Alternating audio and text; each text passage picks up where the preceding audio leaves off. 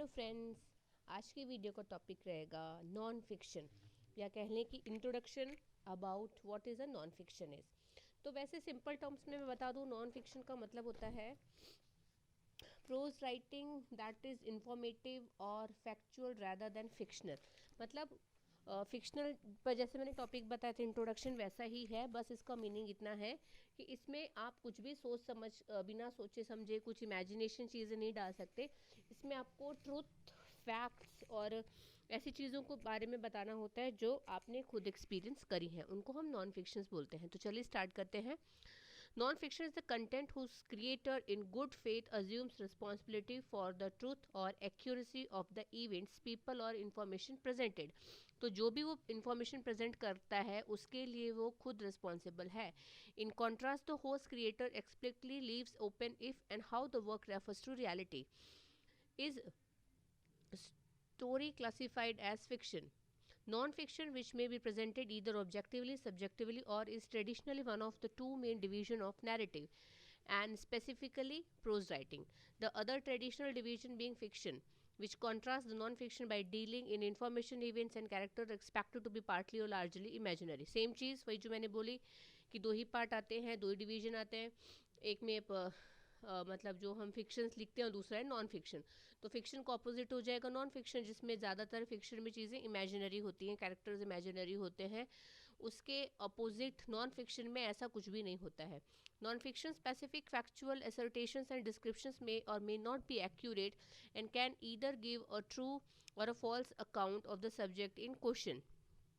However, author of such account genuinely believe or claim them to be truthful at the time of their composition, or at least pose them to be convinced audience as historically or empirically factual. Reporting the belief of others in a non-fictional format is not necessary endorsement of the ultimate veracity of those beliefs. It is simply saying it is true that people believe them. तो इसमें जो writer लिखता है उसको ये चीज़ का confirmation देना होता है कि वो जो चीज़ लिख रहा है वो लिखते टाइम वो उस जगह पे प्रेजेंट था, या उसने उसके पास उसके कुछ फैक्ट्स हैं। तो non fiction can also be written about fiction, typically known as a literary criticism. तो फिक्शन के बारे में लिखना, दैट इज़ उसको क्रिटिक्स करना या उस पर क्रिटिसिज्म करना भी नॉन फिक्शन कहलाता है। Giving information analysis of these other works, जो दूसरे काम है उसके बारे में लिखने को भी नॉन फिक्शन बोला जाता है। Non-fiction needs not necessarily written text, since pictures and film can also purport to present a factual account of a subject. तो सिर्फ लिखने को नॉन फिक्शन नहीं बोला जाता, कोई भी पिक्चर हो या कोई भी फिल्म हो वो भी नॉन फिक्शन कहला सकती है। तो इसके कुछ एग्जांपल्स हैं, जैसे एक्सप्लोजनरी, argumentative and functional opinion pieces, essay on arts or literature, biography, memoirs, journalism and historical, scientific, technical और economic writing. तो ये सारी एग्जांपल्स हैं जो नॉन फिक्शन के अंडर आते हैं। Journals, photograph, textbooks, travel books, blueprints, and diagram are also often considered non-fiction, including information that the author known to be untrue within any of these work is usually regarded as dishonest. Other work can legitimately be either fictional or non-fiction, such as journal of self-expression, letters, magazine articles, and other expressions of imagination. Though they are mostly either one or the other, it is possible for there is a blend of both. Some fiction may include non-fictional elements.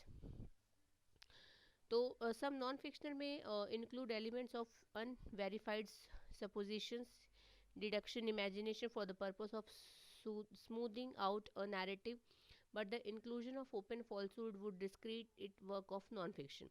The publishing and book selling business sometimes use the phrase literary non-fiction to distinguish work with more literary or intellectual bent.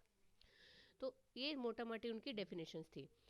तो उसके बाद हमारा आता है types of non fiction. जैसे मैंने fiction के ऊपर पूरा टॉपिक बनाया था, वैसे ही नॉन फिक्शन के ऊपर भी हमारा है कि इसके क्या टाइप्स होते हैं। तो उसके मेन तो दो ही टाइप होते हैं, इंफॉर्मेशनल नॉन फिक्शन और होता है लिटरेरी नॉन फिक्शन, या एक तीसरा होता है ऑटोबायोग्राफिकल। तो पहला हम देख लेते हैं, the writing which are intended to provide the reader with general information of life, society, governance, law या फिलोसफी, रिलीजन्स और called the informational non fiction. तो आपको इतना समझ में आ गया होगा कि किसी भी चीज़ के बारे में कोई भी इंफॉर्मेशन देना is called the informational non fiction. It include chronicles, religious writing, law and law books, rule books, articles, reports, and some essay as well. Though essay can be literary also.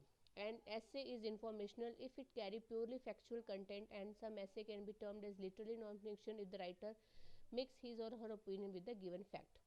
तो हम उसको non fiction ऐसे बोलते हैं क्योंकि उसके अंदर आपने सारे के सारे फैक्ट डाले होते हैं. सपोज अगर हम सिंपल से एग्जांपल दे लें कि काऊ के ऊपर आपने ऐसे लिखना है, तो काऊ इज़ अ एनिमल, ये तो पता ही है, उसके 4 पैर होते हैं, दूध देती है. तो अगर मैं उसमें बोल दूँगी काऊ फ्लाई समटाइम, तो वो क्या हो जाएगा, वो फिर अल्टीमेटली फिक्शनल अंदर कैटेगरी में आ जाएगा. मतलब ऐसी एक भी इंफॉर्मेशन अगर आपने डाली है जो कि रिलेटेड नहीं है तो वो फिक्शनल कहलाएगी. सेकेंड है उसका literally non fiction. It is a type of prose that employ the literary technique usually associated with fiction or poetry to report on person, place and event in the real world. तो literally जो literature के ऊपर जो non fictions लिखी जाती हैं, जैसे किसी स्टोरी आपने जो लिखी है, कोई पोइट्री लिखी है या किसी पर्सन को क्रिटिक्स करना है, तो ये आपका लिटरली के अंदर आ जाएगा. सेम चीज़ है. The genre of literary non fiction is broad enough to include travel writing, nature writing, science writing, sports writing, biography, autobiography, memorial, the interview and both the familiar and personal essay. तो ये इसके example हैं. तो literary non-fiction put emphasis on the precise and skilled use of words and tone and the assumptions the reader is an intelligent as the writer. तो जो literary non-fiction लिख रहा है वो काफ़ी स्किल्ड वर्ड यूज़ करता है. while information included insight about the information present some originality may predominate. तो वो कुछ ओरिजिनल इंफॉर्मेशन प्रेजेंट करता है. Sometimes the subject of literary non fiction may not be on the onset be a great interest of the reader but the character of the writing may lure the reader into that subject. तो ज़रूरी नहीं है क्योंकि non fictional हम लिख रहे हैं तो वो इंटरेस्टिंग हो, ऐसा बिल्कुल ज़रूरी नहीं है. उसमें रीडर पढ़ने वाला ग्रेट इंटरेस्ट ले, वो भी नहीं है. लेकिन कई बार जो उसका सब्जेक्ट होता है, जो उसका मेन कैरेक्टर होता है जिसके बारे में वो लिख रहा है, कई बार वो बहुत इंटरेस्टिंग बन जाता है. Literary non-fiction appears in books in some magazines such as the New York, Harper's, the Atlantic's Commentary. ये examples हैं जिसके अंदर हमारे non-fictions appear होते हैं. न्यूज़पेपर हो गया आपका, मैगजीन्स हो गया. Some example of non-literary fictions include personal journals, diaries, memorial, letters and essay. Personal journal, diaries, memorial and letter all together form a journal termed as autobiographical non fiction, जो literary के अंदर ही आता है. तो अब देख लेते हैं उसका क्या मीनिंग है. तो ऑटोबायोग्राफिकल का मीन्स आता है the much of literary non fiction can be describe as autobiographical which is writing from the authors perspective. This type of writing usually in the first person point of view which means the narrator is the character in the story. अब वैसे हम अपनी अगर story बता रहे हैं तो हम ही उसके मेन कैरेक्टर हो जाएंगे और हम ही first person point of view हो जाएगा. लाइक हमारे इसमें कोई थर्ड पर्सन नहीं होगा जो हमारी स्टोरी को डिक्टेट करेगा. तो वो हो जाती है autobiographical. Most autobiographies are novel length since they cover the subjects entire life, है ना. तो however there may be shorter work that they are still consider autobiographical. पर जर्नली माना जाता है कि ऑटोबायोग्राफी जो नॉन फिक्शन लिखी जाती हैं वो बहुत लेंदी होती है लाइक अ नॉवल. तो इसमें दो पार्ट आते हैं, एक पर्सनल जर्नल और एक डायरी आ जाता है. और एक तीसरा है इसमें मेमोरियल और चौथा है लेटर. तो the first such work is a personal journal which is a diary written record of personal experience and observations. They usually consist of short pieces of writing each day. For example, if you were assigned to design an experiment for a science project, you might keep a journal to describe what you did for that experiment every day until the project was due. A journal could be kept for a few weeks or even several years, but always has a factual account of experience of the author. तो सिर्फ एक example दिया है कि journal का और diary में क्या डिफरेंस होता है. वहीं पे डायरी का मतलब होता है जर्नल से सिमिलर होती है. Diaries contain a daily account of experience. The difference is diary include personal thoughts and feeling जो हम एक जर्नल में नहीं डालते. जर्नल में हम वो चीज़ें लिखते हैं जो हमने देखी हैं, जो हमने फील करी हैं. लाइक कोई प्लांट कैसे बढ़ रहा है या उसको क्या चीज़ चाहिए. लेकिन डायरी में हम लिखते हैं कि हम कैसा फील कर रहे हैं किसी पर्टिकुलर डे में. तो while journal is more based on facts, diary can have a personal deepest secret and desire. क्योंकि जर्नली जो डायरी लिखी जाती है वो हम शेयर नहीं करते किसी के साथ. It is not usually written to share with anyone. इसका एक एग्जांपल ले लेते हैं, the diary of Anna Frank. तो एना फ्रैंक की डायरी करके जो बुक बनी थी वो एना फ्रैंक की खुद की लिखी हुई डायरी थी। वो जो एक जूइश गर्ल थी, और जब जर्मन में जो नाजी थे जो उन पे अटैक कर रहे थे, जूइश को, लोगों को मार देते थे, तो उनके पूरे पर उसने डायरी अपनी फीलिंग्स लिखी थी जो बाद में उसके नाम से छापी गई थी। तो उसमें उसके ट्रू फीलिंग्स और उसके सीक्रेट्स थे। थर्ड आता है memoir. Third type of photographic work is memorial. Memoirs are extremely similar to journals and diary. In these memoirs all relate the author's personal feeling. Like diaries, memoirs can also reveal the narrator's personal feeling. Memoirs are different because they are not written daily, are meant to be published and shared, and usually focus on one specific event or theme. जैसे example है Tuesday with मोरे। तो इसमें जो इस book में जो author थे Mitch album, उन्होंने अपना कुछ टाइम स्पेंड किया था एजिंग सोशल। तो इन्होंने जो इन्होंने लिखी थी, जो मेमोरी लिखी थी वो अपने प्रोफेसर के ऊपर लिखी थी जिस टाइम वो मर रहे थे, या वो जो उनकी जो लास्ट टाइम के ऊपर लिखा था। तो वो लिमिटेड थी क्योंकि वो सिर्फ एक पर्टिकुलर लाइफ इवेंट को शो करती, उनकी एंटायर लाइफ को शो नहीं करती। तो ये डिफरेंस आ जाता है आपका मेमोर में। उसके बाद फोर्थ है the final example of autobiographical work is literary non fiction is a letter. A letter is a written message addressed to a person or organization. Letters often contain personal thoughts and opinions, but they are directed at one person. Letters are never really meant to be published and are generally discarded once the message is received. Email can be considered a more advanced type of letter. तो ये सब example हमारे non fiction के, क्योंकि हम letter में भी कोई भी चीज़ लिखते हैं वो ट्रूथ ऑन फैक्ट ही लिखते हैं। अब हम ब्रीफली देख लेते हैं इसके कैरेक्टरिस्टिक्स क्या होते हैं, नॉन फिक्शन के क्या फीचर्स होने चाहिए। Most importantly, non-fiction writing must involve real people, plays, and events. The stories told in non-fiction must be true. If something in the story is made up, then it falls under fiction. Non-fiction must also contain facts or information that can be proved to be true. With this in mind, a writer can select and organize the fact in a number of ways in order to accomplish his purpose. Some facts can be omitted and other can be shown in a specific light, but overall fact must be present in a written work. Most non-fiction work also have a similar author's purpose, which is the reason the author writes. Most non-fiction is written to express or to inform. If the author's purpose is to express, the concept expressed are always based on true real life situations. Because of this, one could argue all non-fiction serves to inform the reader. उसके बाद हम nature की बात कर लेते हैं। Non fictional prose genres cover an almost infinity variety of themes and they assume many shapes. Simple है कि उसके कोई एक नेचर, कोई एक फिक्स थीम नहीं है कि आप इसके ऊपर ये लिख सकते हैं, उसकी यही नेचर होगी। बहुत सारी उसकी वैरायटीज़ हैं जिसके ऊपर लिखा जाता है। इन quantity term if such could never be valid in such non-measurable matter, they probably include more than half of that all that has been written in countries having a literature of its own. क्योंकि इसका अब तक बहुत सारा material लिखा जा चुका है, तो इसकी बहुत सारी वैरायटीज़ है। नॉन फिक्शनल प्रोज जॉनर है flourish in nearly all countries with advance literature. क्योंकि इसको एडवांस बोला जाता है क्योंकि जो लिखा हुआ काम है हम उसके ऊपर भी क्रिटिक्स करते हैं, किसी की लाइफ के ऊपर लिखते हैं। The genre include political and पॉलिमिकल writings. तो मतलब ये बायोग्राफिकल आपका आ गया, नॉन बायोग्राफिकल। पॉलिमिकल राइटिंग्स का मतलब है ऐसी चीज़ें लिखना जो डिस्प्यूट राइटिंग जिसको हम बोलते हैं, जैसे विवाद वाला हो गया ना, आपका डिबेट हो गया, ये चीज़ों को पॉलिमिकल राइटिंग बोला जाता है। एंड रिलीजियस राइटिंग इसके अंदर आ जाता है, एक ये भी इसका नेचर है। philosophical and moral writings. After the Renaissance from the 16th century onward in Europe, personal manner of writing grew in importance. तो पर्सनल मैनर की जो चीज़ें उसमें ज़्यादा इंपॉर्टेंस देखा गया था, ग्रोथ देखी गई थी around 16th century. The author strove और for more or less disguise self revelations and introspective analysis. अपने आप में इनवर्ड देखने वाले काम को लिखने को के नेचर को बोला जाता है। Often in the form of letter, private diaries and confessions. Also of increasing importance were aphorism after the style of ancient Roman philosopher. ये एग्जाम्पल है। तो उसके बाद आता है एलिमेंट्स ऑफ नॉन फिक्शन कि नॉन फिक्शंस के क्या एलिमेंट्स होने चाहिए। Obviously, a realm as boundless and diverse as non-fictional prose literature cannot be characterized as having any unity of in, uh, intent, of technique, or of style. It can be defined very loosely, but by what it not.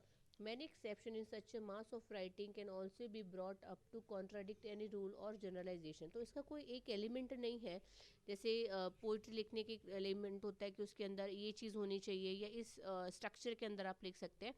Non fiction के अंदर ऐसा कुछ भी नहीं होता है। उसका main theme जो होती है, जो मेन उसका पॉइंट होता है, वो होता है फैक्ट एंड ट्रू। जब तक वो ट्रू है तब तक उसमें कोई इशू नहीं है। आप बड़ा लिख सकते हैं, आप छोटा लिख सकते हैं, किसी चीज़ के ऊपर लिख सकते हैं। No prescriptive treatment is acceptable for writing of ऐसे, है ना। हम कोई ऐसे लिखने के लिए ऐसा थोड़ी कुछ होता है, या कोई पॉलिमिकल कंट्रोवर्सी ऑफ ट्रैवल लिटरेचर, उसके ऊपर कोई थोड़ी ऐसे कुछ एलिमेंट्स दिए होते हैं हमको कि हमको ऐसे इतने ही पार्ट्स में लिखना है, या हमको ऐसे में ये सारे पॉइंट्स डालने ही डालने हैं। No norms are recognized to determine whether a dialogue, a confession of a piece of religious or of scientific writing is excellent, mediocre, or outrage bad, and catch author has to be relished and appraised chiefly in his own right.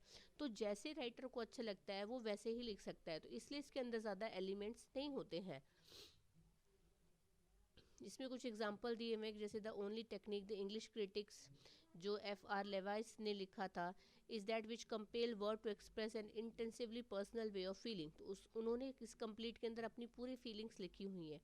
Intensity is probably useful as a standard, yet it is variable and often exclusive quality possessed by polemicist and by the erudite essayist to the greater extent than by the other who are equally great. दूसरा example है loving and taking the liberties of a lover, जो Virginia Woolf ने लिखा हुआ था, जो उन्होंने William Hazlitt के स्टाइल को क्रिटिक्स करके ये चीज़ लिखी थी। तो ये भी हमारा नॉन फिक्शन, इसके अंदर कुछ ऐसा आपका मतलब एलिमेंट्स नहीं दिए हुए कि हमको ऐसा ही लिखना है। नेक्स्ट आता है कि फीचर्स ऑफ नॉन फिक्शन, कि इसके क्या फीचर्स होने चाहिए। Reality and imagination, prose that is non fiction generally suppose to clinch to reality more closely than that which invent stories or frame imaginary plot, calling it realistic, however, would be gross distortion. Since non-fictional prose doesn't stress inventiveness of themes and of character independent of the author's self, it's appear in the eyes of some modern to be inferior to work of imagination. तो उनको लगता है imagination चीज़ जैसी चीज़ उसको कम कर देती है ना। किसी भी फैक्ट के अंदर जो फैक्ट है वो तो फैक्ट ही है।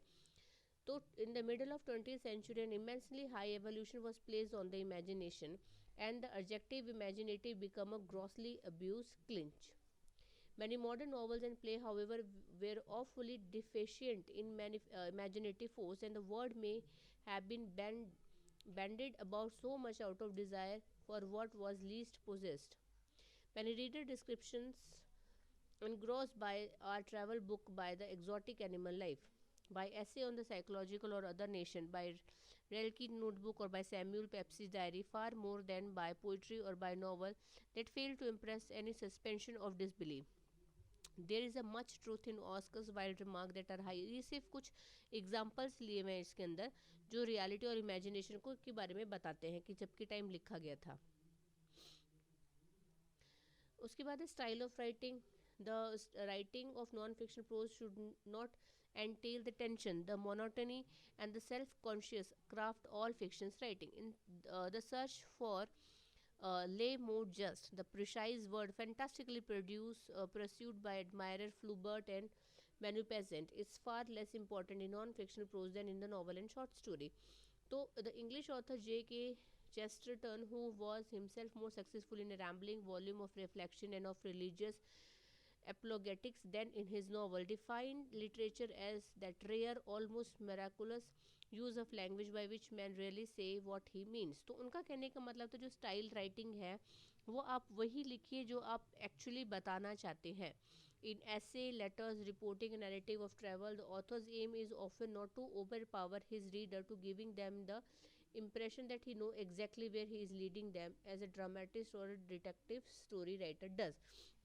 तो स्टाइल ऑफ राइटिंग में ये चीज़ को अवॉइड किया जाता है, मतलब वो इतना ज़्यादा नहीं उसको ओवर पावर कर देता कि रीडर, जैसे हम स्टोरी में या मूवीज़ में देखते हैं कि स्टोरी कहाँ कहाँ जा रही है, ये चीज़ आपको उसमें नहीं मिलेगी, उसकी स्टाइल ऑफ राइटिंग में ऐसे नहीं मिलेगा, क्योंकि वो ट्रुथ और फैक्ट बता रहा है, तो जो फैक्ट जैसा है वो वैसा ही रहेगा. Presence of author, the one feature common the author most authors of non-fictional prose is the marked degree to of the author's presence in all they write. Obvious है उसमें एक ऑथर ही होता है नॉन फिक्शनल में जो आपको reality या real चीज़ें या ट्रुथ चीज़ें बता रहा है. That is to be expected in epistolary literature, and although less inevitable in the essay, the travel book, journalistic reporting, and polemical or heterotopic hortatory prose. Although the 17th century French religious philosopher Pascal hinted that the ego is hateful, the author's presence is still strongly felt. This presence endows their work with a personal and haunting force that challenge, convert, or repel, hardly ever leaves the readers indifferent. St. Paul's epilist मतलब वही तो written in letter form, owes their impact perhaps second to none in the history of Western world to the self that vehemently express itself in them, showing no concern whether whatever for the nicest of arctic prose. In the treatise, discourse, and a philosophical argumentative of great writers of the Enlightenment such as Voltaire, Diderot, and Rousseau, they frequently restored to the first person singular with result in the vivid. तो overall इन सब का कहने का मतलब था कि मतलब आपका जो भी नॉन फिक्शनल लिखा जाता है उसमें ऑथर का होना बहुत इम्पोर्टेंट हो जाता है. The very fact that the writer is non-fictional prose doesn't seek an imaginary projection to impart his vision, his anguish, and his delight to reader also underline the nature of his intention. A school of critics have vigorously attacked the intentional fallacy, which lead biographers and some literary historians to ask what an artist intended before evaluating the completed work of art. But in a work of apologetic or homiletics, in a work of history or a sociology, in a critical or even in a desultory and discursive essay, and certainly an aphorism and maxim or both, the intention of the author remains omnipresent. तो ultimately जो भी चीज़ लिख रहे हैं उसके अंदर author का ultimately होना ही इम्पॉर्टेंट फैक्ट माना जाता है. उसके बाद है किस अप्रोच से लिखा जाता है, तो इसमें बेसिक 2-3 चीज़ें आती हैं. पहला the descriptive mode. In non fiction prose essayist, moralist, naturalist, other regular evoked nature scene. The most compass master of praise composed landscape are elaborately as landscape painter. है ना, जैसे अगर हम पेंटिंग की बात करें तो वो जिस चीज़ को दिखाएगा वही चीज़ बताएगा ना. The French writer and statements for example, who was not outstandingly successful in inventing plot or in creating character of other non-fictional prose may blend dream and fact. His writing influenced the French Romantic poet, who set independent from his own self, was a master of descriptive venture in the illogical and delightful. The 19th century art critic John Ruskin had a more precise gift of observation as revealed in his descriptions of alpine mountain and of the humblest flower or moses. But his ornate and sonorous prose was the climax of the high-flown manner of writing that later read like a majestic relic of another era. तो descriptive mode इसके अंदर देखा गया, क्योंकि अब अगर आप ऐसे लिख रहे हैं या अगर आप नेचुरलिस्ट हैं, जो आप नेचर के, अब जैसे हम ट्रैवल कर रहे हैं, जो हम ट्रैवल लॉग्स की बात कर, जैसे मैंने आपको पीछे बताया था, तो वो डिस्क्रिप्टिव मोड उसके अंदर आ जाता है ना, क्योंकि आप जो चीज़ को में देखेंगे आप उसको उसी फॉर्म में लिखेंगे. तो वैसे अमेरिकन के 2 नॉन फिक्शनल राइटर जो है रैल्फ एंड हेनरी, ये इनका भी इसमें इम्पोर्टेंस माना जाता है. Russian essayist wed with novelist in their minute yet rapturous descriptions of the thaw releasing the torrent of spring or the implacable force of the long northern winters. तो ये उनके एग्जाम्पल्स दिए हुए कि उन्होंने कैसे इन चीज़ों को एक्सप्लेन और किया हुआ है. दूसरा narrative mode.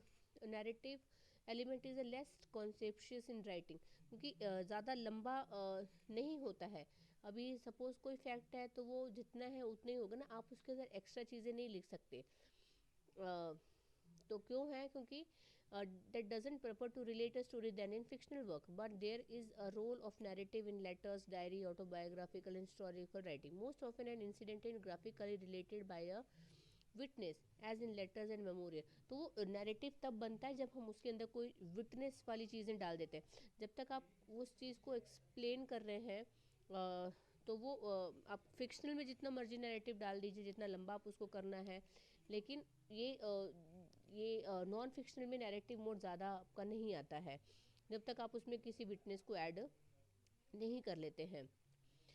Digression here represent the almost in arts in provide a relief from the persistent attention required when the author is pursuing his purpose more seriously. Similarly, such writing provide a pleasant contrast to the rigid structure of the majority of novelists in the 1980.